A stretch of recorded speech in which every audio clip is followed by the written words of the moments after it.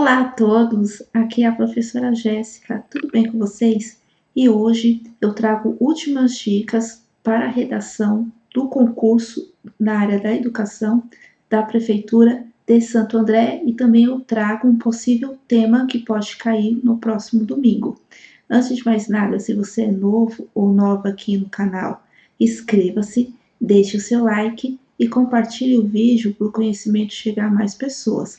Além disso, se você está se preparando aí, está na reta final desse concurso de Santo André para professor de educação infantil e Fundamental 1, ADI, como também o auxiliar administrativo 2, eu tenho as minhas apostilas, se você ainda acha que dá tempo, pode entrar em contato comigo no WhatsApp, que vai ficar no primeiro comentário fixo desse vídeo, beleza?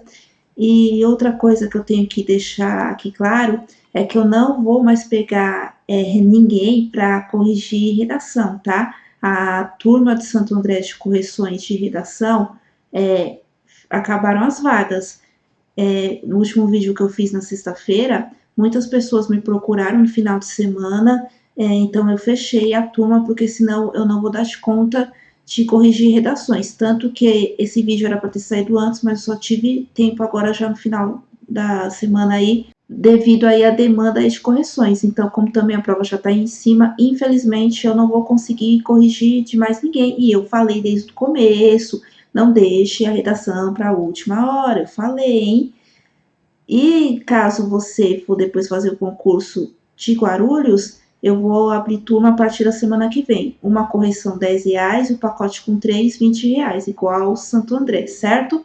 Vou deixar aqui as últimas dicas de redação para o concurso que já é agora domingo, dia 18, como também eu vou trazer aqui um possível tema. É claro, eu não tenho bola de cristal, se eu tivesse, eu jogaria na Mega Sena, estaria milionária, mas é um tema que está muito em voga na atualidade, que pode ser que caia ou de professor ou do ADI, embora eu acho que as provas de redação, não importa o cargo, seja de PEB 1, PEB 2 ou ADI, provavelmente será o mesmo tema, porque as provas serão em períodos iguais, certo? Que é no período da tarde. Então, vamos relembrar, no caso aqui, o perfil da banca VUNESP. Então, qual que é o perfil da banca? Lembrando que a VUNESP ela tem duas modalidades de cobrar redação. Ou ela cobra o estudo de caso, que não é o caso aqui dessa prova de Santo André, tá? Ou o texto dissertativo argumentativo, que é esse que será cobrado na prova de vocês, que está lá no edital. Então, qual que é o perfil desse texto dissertativo argumentativo? Em primeiro lugar, o tema, né? Os temas são abrangentes, a banca costuma selecionar temas amplos e relevantes, que são temas que estão em voga na sociedade, que são atualidades relacionados às áreas de conhecimento e às atribuições dos cargos para os quais o concurso é realizado. Os temas podem abordar questões sociais, políticas, econômicas, culturais ou científicas. Ah, mas prova de professor não vai cair temas de educação. Às vezes cai. Por exemplo, um tema que pode cair é a questão da violência nas escolas. Eu já vi outras provas da VUNESP de professor, que era dissertativa argumentativa, que caiu tema relacionado à educação. Mas mesmo que caia um tema relacionado à sociedade, economia, cultura, ciência, esses temas estão ligados também à área da educação. Porque o que a VUNESP quer? Ela cobra do professor, né, na prova que ela elabora, por mais que não seja um tema explícito da educação, esses outros temas que eu falei, como política, economia, cultura, são temas que a gente trata também na escola, porque são temas que vivemos, então não tem como desassociar da escola. E a VUNESP quer saber se você sabe argumentar, se você sabe defender uma tese, tem boas justificativas, não precisa escrever um texto magnífico, ser o novo Machado de Assis, mas responder de maneira clara e simples e objetiva. Então, o texto dissertativo argumentativo da banca VUNESP geralmente exige que os candidatos escrevam um texto dissertativo argumentativo, né? Que é um texto que tem uma estrutura de introdução, desenvolvimento e parágrafo. Isso significa que é necessário expor um ponto de vista sobre o tema proposto. apresentar argumentos consistentes e sustentá-los com exemplos, evidências e raciocínio lógico, certo? Então, você pode dar exemplos, você pode trazer evidências, dados. Eu vou citar uma lei. Se você não sabe citar a lei, qual lei você está se referindo, ou o nome daquela obra que você quer se referir, é melhor nem citar. Na Unesp, não quer saber se você sabe citar 1000 autores ou 1000 legislações, e sim se o seu argumento é de acordo com a tese que você está defendendo. Tem 2 vídeos aqui no canal de redação da Unesp que eu trago um tema que fala 2 temas, que no caso era o tema da eutanásia, entre a liberdade de escolha e a preservação da vida. Então, tais 2 temas e o E no meio. Ou pode ser uma pergunta para você responder, como, por exemplo, a questão do voto, é um direito ou um dever? Em ambos os casos, você tem que defender uma tese. Se for da eutanásia, você é contra a favor. Do voto, é um direito ou um dever? Você tem que pegar um e defender ele até o fim, sem entrar em contradições. É claro, você pode trazer evidências do outro lado, mas para sustentar a sua tese, né? Você trazer outro ponto de vista, mas sempre sustentando aquela tese que você colocou logo no começo. E é muito importante que já na introdução de cara você já coloque a tese a ser defendida, certo? Coerção e coerência, que é o critério B, né? É esperado que os candidatos organizem suas ideias de maneira lógica e coerente ao longo do texto, que é o raciocínio lógico também. Então, você não começa o texto falando A e termina falando Z. Tem que falar A até o fim, na introdução, desenvolvimento e na conclusão, certo? Domínio da norma culta da língua. Não precisa ter um português rebuscado, mas também não vai falar na gíria, não vai ter vícios de linguagem, por exemplo, vou escrever tá, vai escrever uma redação tá, não dá, né? Está, através, vai atravessar a ponte? Não, você pode colocar por meio. Então, tome cuidado aí no seu vocabulário, não vai colocar sair, cara, não, né? Outro ponto importante, sua redação, ela precisa ser em terceira pessoa. Não é recomendado escrever em segunda pessoa, mas principalmente jamais escreva em primeira pessoa. Capacidade de análise crítica. As redações da Unesp muitas vezes requerem uma análise crítica do tema proposto. Os candidatos são incentivados a refletir sobre os diferentes aspectos relacionados ao assunto e apresentar um posicionamento com fundamento. Então, não basta só defender uma tese e falar, o voto é um direito. Tá, mas por quê? Tudo que você evidenciar, você precisa justificar. Tudo tem que ter uma justificativa. No caso, cada parágrafo vai ter a oração que é a principal, que a gente chama de tópico frasal, que eu já expliquei aqui no canal. E o tópico frasal, que é a estrutura do seu parágrafo, você precisa, em seguida, justificar ele. Então, eu vou, por exemplo, o direito ao voto. Por que o voto é um direito? Daí você vem com seus argumentos, entendeu? Outro ponto que eu quero comentar com vocês é como escrever a redação de acordo com os critérios avaliativos. Tem um vídeo também no canal só com os critérios avaliativos da Unesp, inclusive os mesmos que estão lá no edital de Santo André. No caso, em primeiro lugar, tem que ter uma estrutura básica o texto.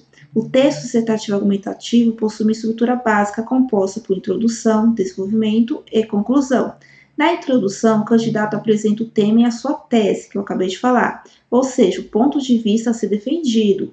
Eu aconselho que seja entre 3 a 6 linhas. No desenvolvimento, são expostos argumentos que sustentam a tese, com justificativas, exemplos e evidências. Então, aqui você vai trazer os seus argumentos e vai justificar o porquê da escolha da sua tese. A conclusão retoma as ideias principais do texto e pode reforçar o posicionamento defendido.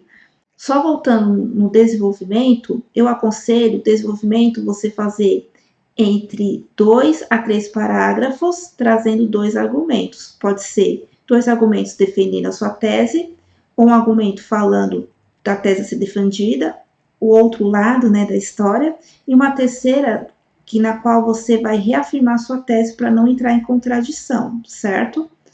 E a conclusão, eu aconselho você escrever na mesma quantidade de linha da introdução, de 3 a 6 parágrafos. E a conclusão é uma retomada, é uma síntese, é um resumo do seu texto. Não é para começar um novo assunto, aliás, nem pode começar um novo assunto, e também não precisa dar solução, tá? No próprio edital de Santo André, nos critérios avaliativos, diz que não é preciso dar uma solução do texto. Geralmente, as redações que a gente dá solução são as redações do Enem, tá? Não é da VUNESP. Outro ponto importante é a objetividade e clareza. É importante que o texto seja objetivo e claro, evitando ambiguidades e construções complexas desnecessárias. A VUNESP valoriza a capacidade de expressão clara e direta, como a linguagem acessível, porque os avaliadores da sua redação, eles não vão ser professores pré-B1 igual você.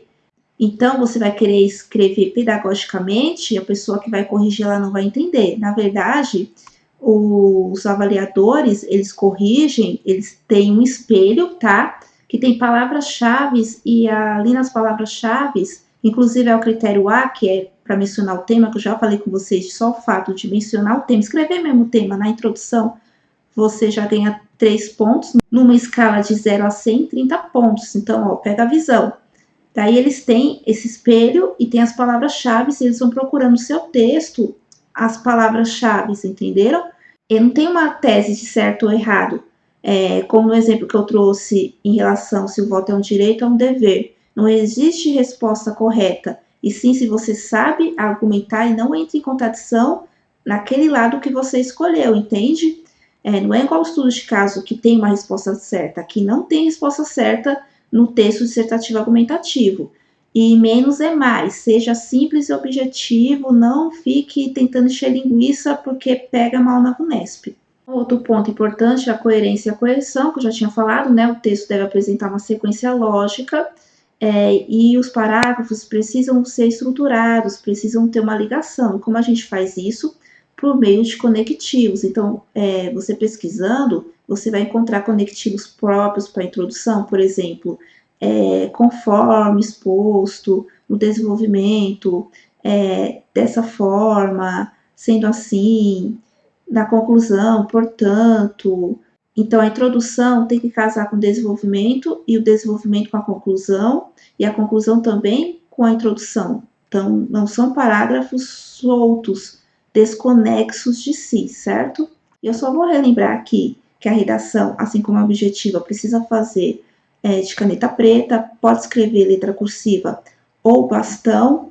No caso da letra bastão, você precisa diferenciar letra maiúscula e letra minúscula. E eu só vou relembrar aqui o que você pode ser zerado na redação. Fugir do tema, assinar o seu nome, vai ter o campo específico para assinar. Não é dentro da folha pautada, não, tá?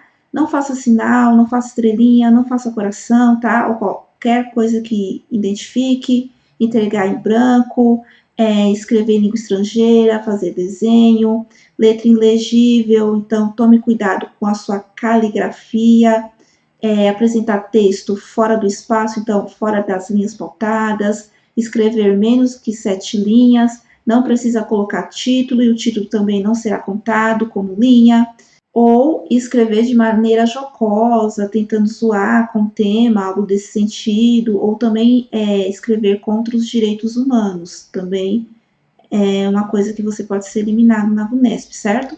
E agora eu vou mostrar para vocês o tema que talvez possa cair. O ChatGPT, né, que para quem não conhece é a inteligência artificial, que a gente pode fazer perguntas, ele responde, ele faz até mesmo uma redação para você, se você quiser. Mas alguns acham bacana essa ferramenta e outros criticam em relação ao plágio e a falta de criatividade, é só copiar e colar aquilo que o ChatGPT responde para você, né? Então, eu trouxe 3 textos motivadores e eu vou ler aqui rapidamente com vocês. Texto 1. Há 20 anos, os alunos passavam a cola em papelzinhos. Depois, a técnica de trapacear evoluiu para trocas de mensagem no WhatsApp. Agora, um robozinho é capaz de escrever uma redação inteira em questão de segundos, que é o ChatGPT. Um novo sistema de inteligência artificial que vem sendo banido de escolas e universidades nos Estados Unidos e na Europa. a prestigiosa universidade, eu não vou falar o nome porque está em francês, por exemplo, decidiu, em 27 de janeiro de 2023, que quem usar essa ferramenta em trabalhos acadêmicos será expulso da graduação. Mas será mesmo que o robô é necessariamente um vilão? De fato, a preocupação dos professores não é em vão. O ChatGPT pode facilitar o plágio, desestimular o senso crítico dos alunos e fornecer respostas imprecisas, mas não é necessariamente o fim do mundo ou da educação. Segundo especialistas, há formas de usar o robô como um instrumento inovador no processo de ensino-aprendizagem. O ChatGPT, por exemplo, resume os tópicos de qualquer assunto. Diogo Cortis, professor de tecnologia da PUC São Paulo, conta que o ChatGPT vem auxiliando até os docentes no planejamento das aulas. É uma cocriação. A máquina cria a primeira versão e nós vamos editando e aprimorando aquilo. Aqui tem alguns comandos aqui do ChatGPT. Continuando o texto, é possível usar como ponto de partida para um projeto. Faltou aqui o ponto final. Um dos temores dos professores é que os alunos copiem e colhem respostas dadas pelo ChatGPT. É claro que seria uma prática pedagogicamente condenável, mas há uma forma de trabalhar em parceria com o robô, usá-lo para ter uma ideia de como começar um texto ou um projeto. A resposta não pode ser considerada definitiva, é preciso enriquecê-la, ressalta Carlos Neves, professor do curso de Sistemas de Informação da Escola Superior de Propaganda e Marketing. Texto 2. Uma pesquisa divulgada pelo banco Goldman Sachs revelou que os avanços provocados para a inteligência artificial podem provocar a automação de um quarto do trabalho realizado nos Estados Unidos e na zona do euro. Nos Estados Unidos, as consequências do avanço tecnológico devem afetar 63% da força de trabalho. De acordo com os números, 7% dos trabalhadores dos Estados Unidos estão em empregos onde pelo menos metade das suas tarefas podem ser realizadas por IA, que é a inteligência artificial. Na Europa, a situação é semelhante. Os dados divulgados pelo Goldman são mais conservadores do que outras pesquisas. Na semana passada, a OpenAI, criadora do GPT-4, fez uma publicação segundo a qual 80% da força de trabalho nos Estados Unidos poderia ter pelo menos 10% das suas atividades executadas por meio do IA generativa. Texto 3. Tem aqui esse gráfico, né, com a indústria 1.0, que era o mecânico, 2.0, que era a produção em escala, 3.0, automação, robótica, e aqui vivemos hoje, que é a indústria 4.0, que são sistemas cibernéticos e rede e inteligência artificial. Então, os textos motivadores, eles podem vir ou como um texto descritivo, ou como um mapa, ou como uma charge, não só como texto, tá? E o quarto texto, são na verdade 4 textos, no caso, o último é Sandra Bolcia, diretora da Época Negócios, lembra de uma frase que ouviu do presidente e ex-chefe executivo da Alphabet, Eric Emerson Schmidt, em uma conferência sobre inovação realizada em Paris. Ele deu uma resposta de que lembro muito. A escolha não é entre você e o computador no futuro. A verdade é que você estará ao lado do computador. Não é você ou a inteligência artificial. É você e a inteligência artificial. É sobre como você, sendo um profissional, está procurando se atualizar, interagir com essas ferramentas. Entender o que significam e o que podem promover de inovação. A partir do material de apoio e com base nos conhecimentos construídos ao longo de sua formação, redija um texto dissertativo argumentativo em norma padrão da língua portuguesa sobre o tema ChatGPT, caminhos para conciliar tecnologia e potencialidade humana. Daí aqui eu vou mostrar para vocês a minha resposta. Eu coloquei aqui introdução, desenvolvimento e conclusão, mas não precisa escrever assim, nem deve lá no seu texto, tá? Só coloquei aqui para ilustrar para vocês. Então, como eu começo a minha introdução? A inteligência artificial desperta preocupação e entusiasmo devido aos avanços tecnológicos na educação. Enquanto há aqueles que veem o robô como uma ameaça ao processo de aprendizagem, outros os enxergam como uma referência inovadora. Diante desse cenário, é crucial refletir sobre como conciliar a tecnologia do ChatGPT com o potencial humano, explorando suas possibilidades educacionais de forma ética e eficiente. Então, logo de cara, eu coloco aqui o tema mesmo da redação, que é o ChatGPT, caminhos para conciliar tecnologia e potencialidade humana, e eu já coloco aqui a minha tese, que dá sim para conciliar os dois, de forma ética e eficiente. Desenvolvimento. Essa tecnologia pode ser um recurso inovador no ensino-aprendizagem, resumindo assuntos e auxiliando no planejamento de aulas. Ele estimula a criatividade e a habilidade de escrita dos estudantes, servindo como ponto de partida para a elaboração de projetos e incentivando o aprimoramento das informações recebidas. Isso contribui para o desenvolvimento do pensamento crítico e capacidade analítica dos estudantes. No entanto, o uso discriminado do ChatGPT, daí eu trago o outro lado da história. A primeira aqui eu defendo a minha tese e justifico como que pode trabalhar em conjunto o ChatGPT e a potencialidade humana, tanto o professor quanto o estudante, né? Então, aqui, no primeiro parágrafo do desenvolvimento, eu defendo, e aqui eu trago, no segundo, o outro lado da história. No entanto, o uso discriminado do ChatGPT apresenta desafios e riscos. O plágio é um problema, pois os alunos podem copiar as respostas do robô, comprometendo seu desenvolvimento acadêmico e a autenticidade de seu trabalho. Além disso, a dependência excessiva da tecnologia reduz o esforço conectivo necessário para o aprendizado, podendo prejudicar o desenvolvimento de habilidades essenciais, como a resolução de problemas. E no terceiro parágrafo do desenvolvimento, eu vou reafirmar minha tese para eu não entrar em contradição, porque eu trouxe o outro lado da história, né? A utilização dessa ferramenta na educação requer uma abordagem equilibrada e responsável. Os professores podem aproveitar os benefícios da ferramenta. Como é que vai fazer isso? Como a capacidade de resumir informações e otimizar o tempo de preparação. Os estudantes podem utilizar o robô como uma referência inicial, estimulando a criatividade e aprimorando habilidades de escrita. Ademais, é essencial promover o uso responsável e orientação adequada, enfatizando a importância da originalidade, pensamento crítico e reflexão. E aqui na minha conclusão, fazer uma síntese, um fechamento, ligando com a introdução. Portanto, é importante equilibrar o uso do ChatGPT com a potencialidade humana na educação como mais uma ferramenta acadêmica. No entanto, é essencial conscientizar os estudantes sobre a ética no uso da tecnologia, evitando plágio e valorizando a autenticidade.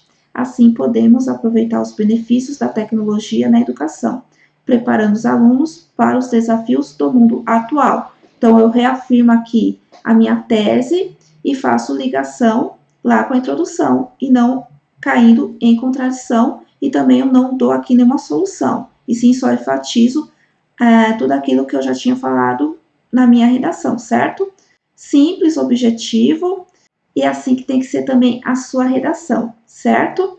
E só para fechar aqui sobre quantidade de linhas, então para não zerar, não faça menos que 7 linhas, e se você quer ter a nota máxima, não pode fazer menos de 20. Bom, eu espero ter ajudado. Boa sorte domingo, boa prova para todos e todas. Até logo. Tchau, pessoal.